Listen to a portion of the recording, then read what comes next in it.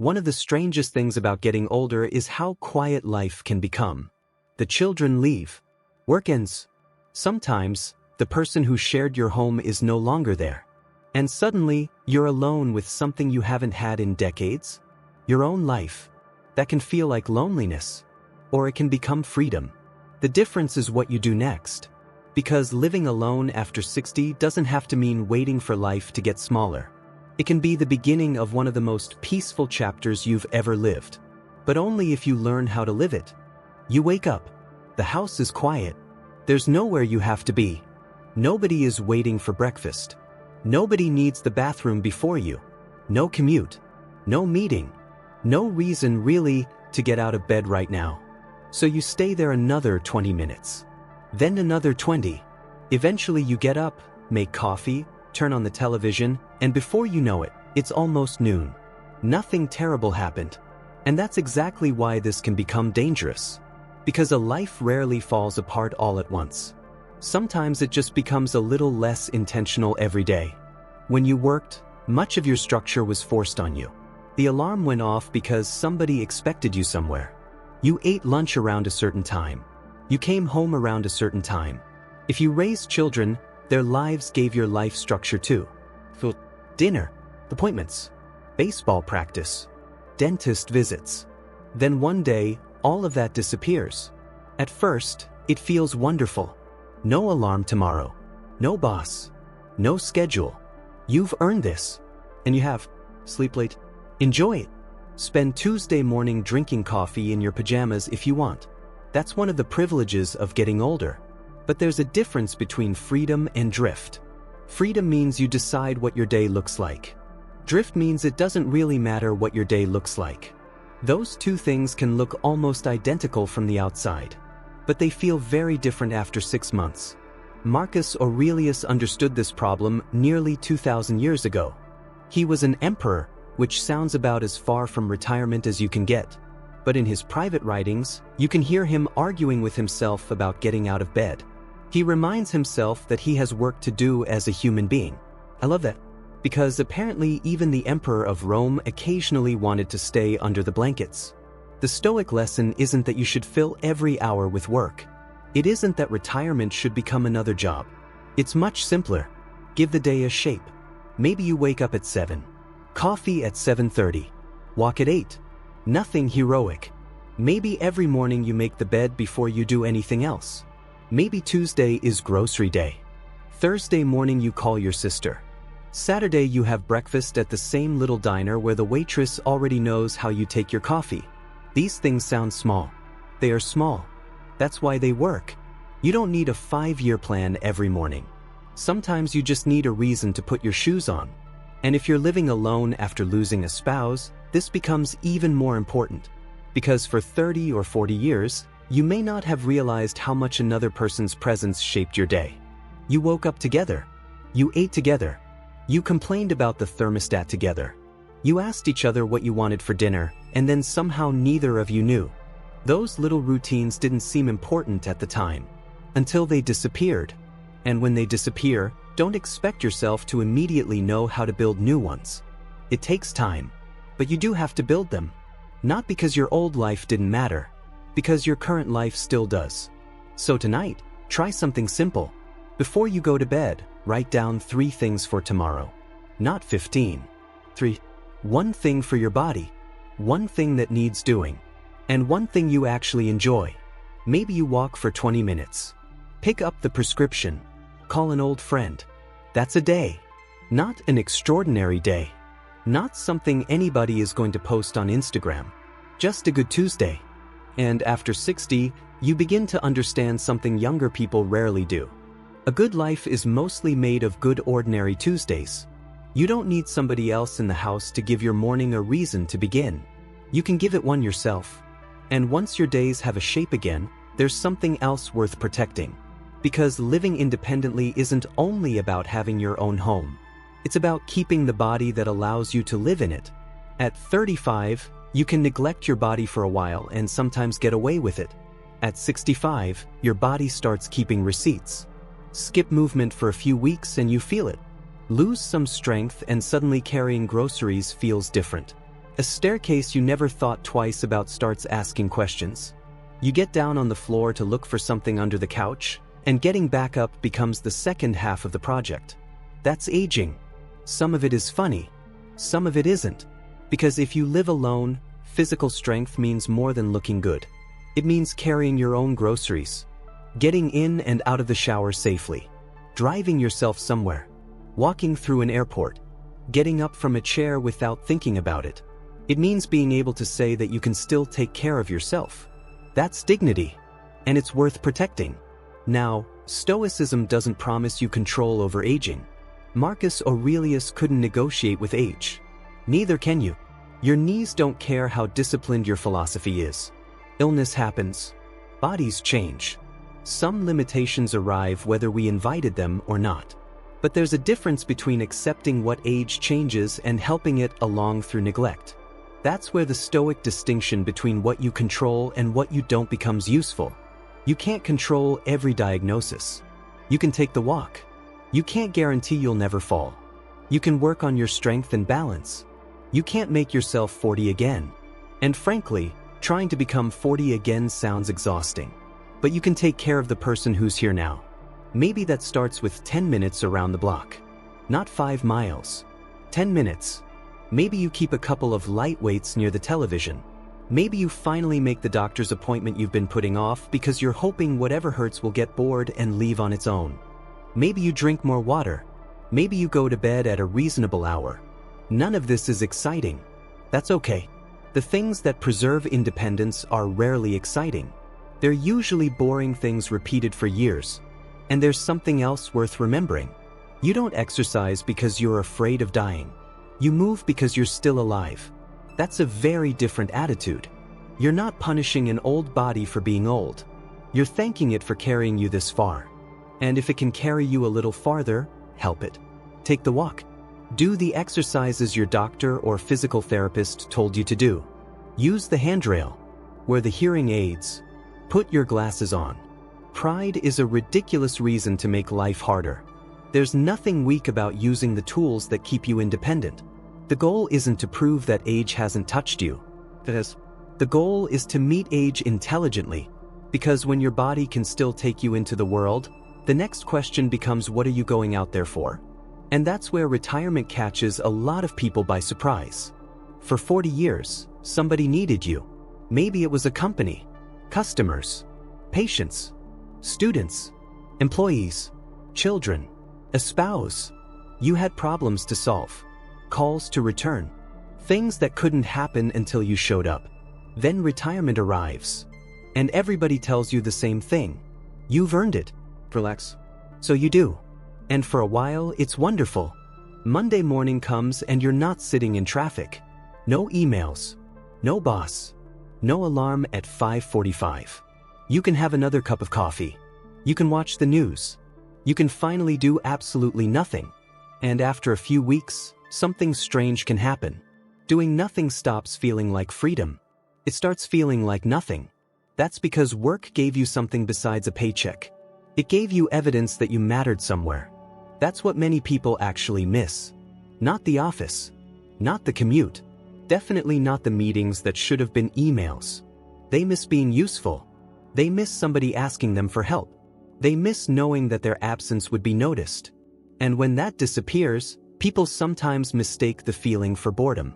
I don't think it's always boredom. Sometimes it's the pain of no longer feeling needed.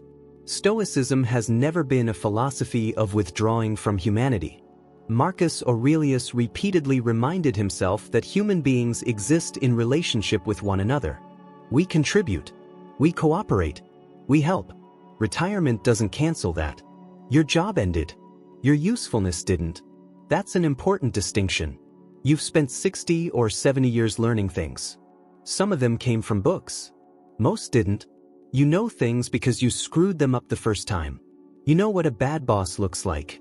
You know what happens when you ignore debt. You know how to fix things, grow things, cook things, run things.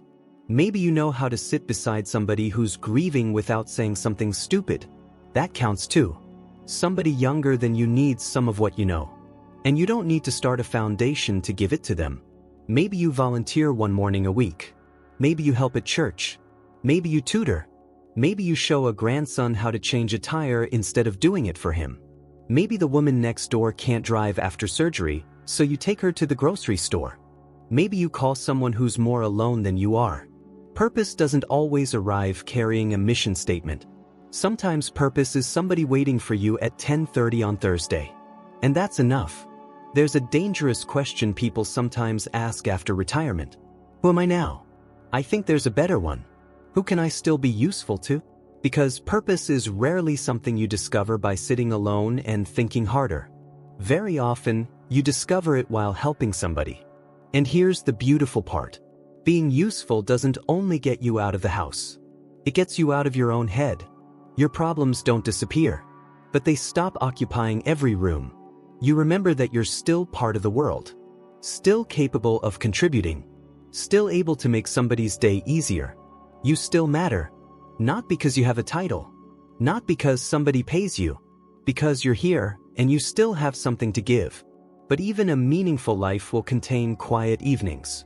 A lot of them. And if you're going to live alone well, you have to learn something most of us were never taught. How to be alone without feeling abandoned. This may be the hardest one, because silence changes after you lose someone. There was a time when silence meant peace. Then maybe your spouse died, or the marriage ended, or the children moved 3 states away. And suddenly the same quiet house feels completely different. You hear the refrigerator, the clock, a car going down the street. You walk into another room, and for half a second, some part of you still expects someone to be there. That's not philosophy. That's grief. And no clever quote from Marcus Aurelius should be used to pretend it doesn't hurt. It does. There are evenings when being alone is lonely. We should be able to say that without trying to turn every painful feeling into a life lesson. But loneliness and solitude are not exactly the same thing. And learning the difference can change this entire chapter of your life. Loneliness tells you there's nobody here and something is missing. Solitude tells you there's nobody here and you're okay. Same room, same chair, same silence, different relationship with it. Most of us spent decades avoiding silence without even realizing it. There was always something happening. Children arguing upstairs. A spouse asking a question from another room. Phones. Television. Traffic.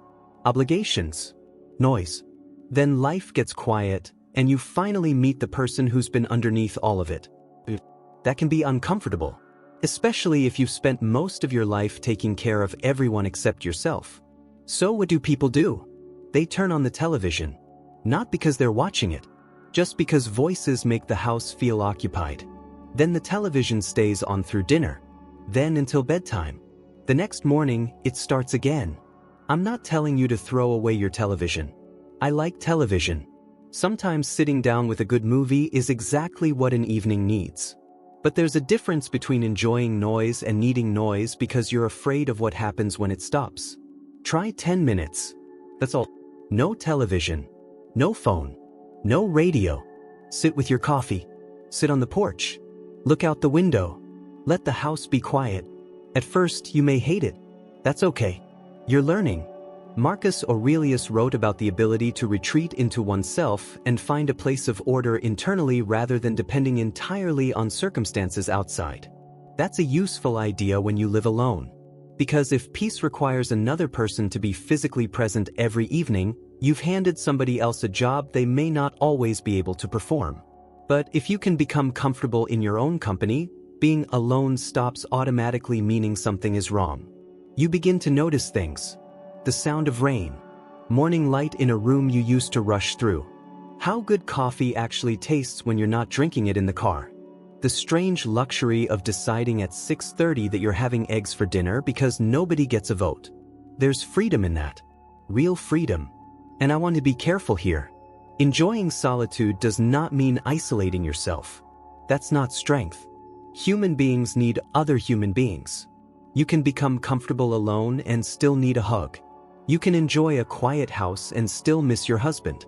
You can value independence and still want somebody to call. Those aren't contradictions. That's being human. So don't make your goal to never need anybody. That's armor. The better goal is to be okay by yourself while still allowing people into your life. If you're living alone right now and you're learning that difference, put 2 words in the comments. Not lonely. You might be surprised how many other people are sitting in a quiet house tonight learning the same thing. Because solitude becomes much easier when you know something else is true. You may live alone, but you don't have to live disconnected. At this age, you probably don't need 50 friends. You need 2 people who answer the phone. Maybe 3 if you're lucky. That's worth more than a contact list full of people who send you a thumbs up emoji on your birthday. One of the strange things about getting older is that relationships begin disappearing for reasons that have nothing to do with arguments. People move. People get sick. Couples separate. Someone stops driving at night. A friend becomes a caregiver for their spouse and suddenly has no time. And yes, people die. Your social world can get smaller without anybody making a conscious decision to make it smaller. That's why connection later in life often has to become intentional. When you were 35, friendship happened almost accidentally. Coworkers, parents at school, neighbors with children the same age, people at soccer practice. You kept bumping into the same humans until eventually somebody became a friend. After retirement, many of those automatic collisions disappear. So if you sit at home waiting for friendship to knock on the door, it may be a very long afternoon. Sometimes you have to be the one who calls. That's harder than it sounds. Especially if you're thinking that if they wanted to talk to you, they'd call. Maybe they're sitting in their house thinking exactly the same thing. Somebody has to go first. Let it be you. Call the old coworker. Ask somebody to have breakfast. Go to the same walking group more than once. That's important. More than once. You don't walk into a book club on Tuesday and walk out with a best friend at 8:15. Relationships need repetition. You see the same person. Then again. Then again. Eventually you ask how their daughter is doing. Then you ask how the doctor's appointment went. And one day you realize this person knows your life. That's how friendship often works. Quietly. Seneca placed enormous value on genuine friendship. Not crowds. Not popularity. And I think that's especially useful later in life. You don't need everyone to know you. You need a few people with whom you don't have to pretend. People who know when your words say you're fine and when you're actually not. And there's another side to this. Don't only seek people who can help you. Be somebody worth calling too. Check on them. Remember the surgery. Bring soup. Listen to the same story twice. Maybe 3 times.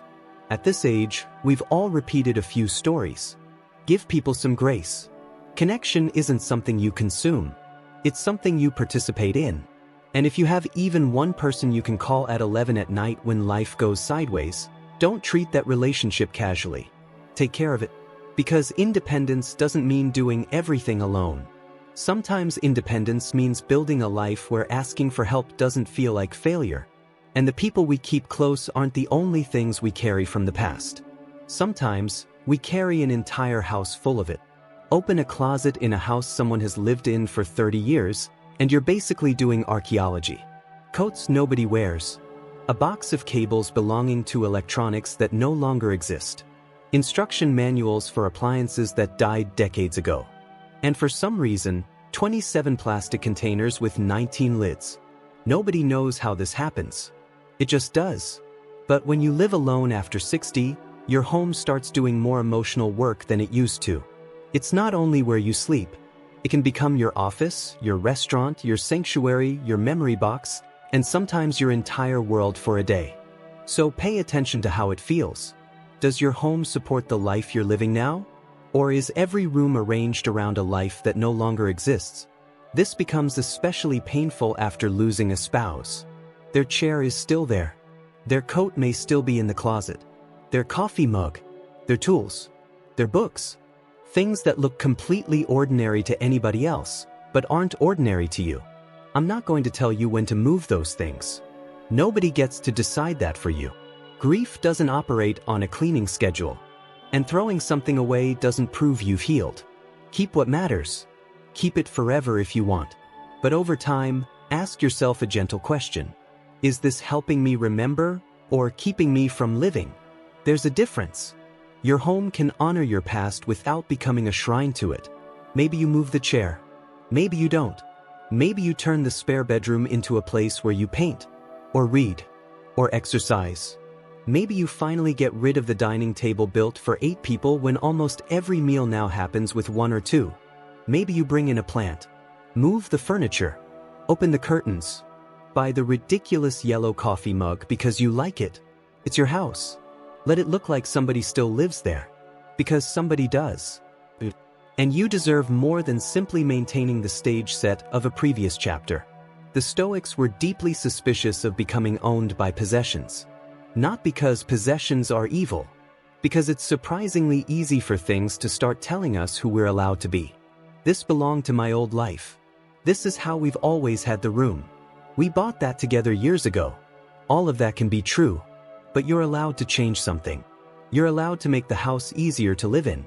Safer, lighter, more comfortable, more yours. If stairs are becoming difficult, make changes before pride turns into an accident. If you need better lighting, get it. If the rugs are a trip hazard, move them. If maintaining a huge house is consuming your time and money, you're allowed to ask whether the house still serves you. Downsizing isn't defeat. Staying isn't automatically strength. The right decision is the one that helps you live well now, not the one that proves something to somebody who doesn't live there. Create one place in your home that feels peaceful. Start there. A chair by a window. A small table. A reading lamp. Nothing piled on it. A place where you can sit at the end of the day and know that this is your home. Not simply the place where your old life used to happen. That's a subtle difference. But it's a powerful one. Because eventually living alone asks you to make peace not only with your home, but with time itself. And after 60, time starts speaking a little louder. There are things you've been saying you'll do someday for 20 years. You know what they are. The trip. The phone call. The fishing weekend. The piano in the corner. The friend you keep meaning to visit. The photographs you've been meaning to organize. The place you and your spouse always talked about seeing. Someday. It's a dangerous word. Because someday sounds like a plan, but it doesn't have a date. And anything without a date can quietly wait forever. When you're younger, this is easier to ignore. At 30, 5 years feels like something you can casually spend. At 70, 5 years looks different. That's not pessimism. That's arithmetic. And I don't think we should be afraid to say it. The Stoics weren't. Memento mori. Remember that you will die. People hear that and think Stoicism must be depressing. I think the opposite. Death gives life edges. And because it has edges, what happens inside them matters. Seneca wrote about how people protect their money carefully while allowing their time to be taken from them as though it were worthless. 2,000 years later, we're still doing it. We'll spend 3 days angry about something somebody said. 6 months postponing a conversation. 10 years waiting until things settle down. Things don't settle down. They change. That's different. There will always be something. A medical appointment. A bill. A family problem. A bad knee. A good excuse. If you're waiting for life to become perfectly convenient before you enjoy it, you're going to wait a very long time. So what does this mean? Sell everything and move to Tuscany tomorrow? Probably not. Unless you've really thought that through. Stoicism isn't recklessness. You still need medication. You still need insurance. And apparently airlines still expect you to buy a ticket. This isn't about making your life dramatic. It's about stopping the habit of postponing what makes life meaningful. Call the person. Take the day trip. Sit by the lake. Plant the tomatoes. Use the good dishes. I never understood why people own dishes that are apparently too good to eat from. What exactly are we waiting for? The queen isn't coming. Use the dishes. And if there's something you want to say to someone, say it while both of you are still here to hear it. I love you. I was wrong. I forgive you. I miss you. Thank you. Those are inexpensive sentences. Somehow we still wait years to say them. Living alone can actually give you an advantage here. You have fewer people controlling the rhythm of your day. Want to eat lunch at 3? Fine. Want to take the scenic road home? Take it. Want to sit outside until the sun goes down? Nobody is waiting for you to finish. There is freedom here. But freedom only becomes valuable when you use it. Otherwise, it's just empty space on a calendar. And before bed tonight, ask yourself one question. Not 10, just one. Did I actually live today, or did I just get through it? Some days, getting through it is enough. Especially after loss. Especially when you're sick. Especially when life is heavy. Don't turn Stoicism into another stick to beat yourself with. You're human. Grieve. Have bad days. But don't let a bad season quietly become the rest of your life. Tomorrow morning, give the day another chance. Living alone after 60 can be frightening. I don't want to pretend otherwise. There may be nights when the house feels too quiet. Mornings when getting out of bed takes more effort than you'd like to admit. There may be birthdays that feel different now. Holidays with an empty chair. Moments when you'd give almost anything to hear a familiar voice from the other room one more time. Stoicism doesn't erase any of that. And I wouldn't trust a philosophy that promised it could. What it can do is help you decide what happens next. You can give your days structure. You can protect the body that protects your independence. You can remain useful long after your career ends. You can learn to experience silence without automatically calling it loneliness. You can keep a few good people close. You can make your home belong to the life you're living now. And you can stop treating later like it's guaranteed. None of that requires you to become a different person. It requires you to become more deliberate about being the person you already are. Maybe you're 62 and retirement is just beginning. Maybe you're 74 and you've lived alone for years. Maybe you're 81 and you're thinking that you wish you'd understood some of this sooner. Start at 81. Start Tuesday. Start tomorrow morning. Make the bed. Take the walk. Call somebody. Move one thing in the house. Sit in silence for 10 minutes. Do one thing you've been postponing. A life doesn't have to change all at once to become different. And please remember this. Living alone is a description of your household. It is not a description of your worth. You are not half a life because there's one plate on the table. You are not forgotten because the phone doesn't ring every hour. You are not finished because your career ended. And you do not need your old life back in order to have a good life now. That's where I think Stoicism becomes most useful. Not in pretending we can control what life takes from us. We can't. People leave. Bodies age. Roles end. Tamus. But even after all of that, there are still choices that belong to you. How you spend this morning. Who you call. What you care for. What you let go. What you contribute. What kind of person lives inside that quiet house. Those things are still yours. And maybe that's enough. Not enough to recreate the past. Enough to build a future. A quieter one, perhaps. A simpler one. But not an empty one. So if your house is quiet tonight, don't assume that means your life is. There is still something here to build. And there is still someone here worth building it for.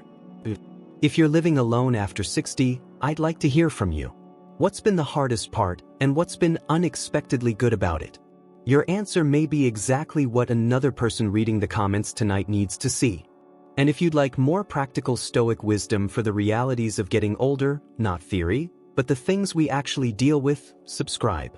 We'll keep figuring them out together. One ordinary day at a time.